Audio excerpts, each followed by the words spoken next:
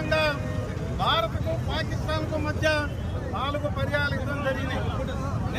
మొన్నటి రోజున కారణం లేకుండా దాడులు చేయడం, ఆ దాడుల్లో 26 మంది చనిపోవడం, 26 మంది ఇస్లామిక్ తీవ్రవాదుల దాడుల్లో భారతదేశంలో మరణిస్తే అదే సమయంలో మరణించారని తెలుసుకొని ఢిల్లీలో పాక్ హైకమిషన్లో సంబరాలు నిర్వహిస్తున్నారంటే ప్రపంచం అంతా కూడా ఇదొకసారి ఆలోచించాల్సిన అవసరం ఉంది.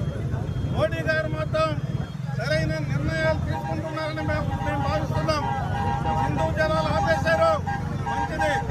పాక్ సినిమా రద్దు చేశారు, మంచిది.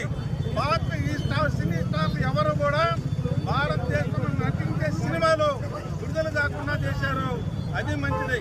ఇంకొక నిర్ణయం కూడా చేశారు, అందరికీ ఇష్టమైన గేమ్ పాకిస్తాన్తో సొంత మ్యాచ్లు ఆడకూడదని చెప్పి కూడా భారత ప్రభుత్వం నిర్ణయించింది. ఈరోజు భారతీయుల కోరిక సర్జికల్ స్ట్రైక్స్ చేసైనా సరే, సైనిక చర్య చేసైనా సరే పాకిస్తాన్లో ఉగ్రవాదం అనేది లేకుండా చేయాలని చెప్పి భారత ప్రజలు కోరుకుంటున్నారు. కొంతమంది ముస్లింలు ఈ రోజు నాతో మాట్లాడడం జరిగింది. మీరు అనవసరంగా హిందువులను టార్గెట్ చేసుకుని హిందువులు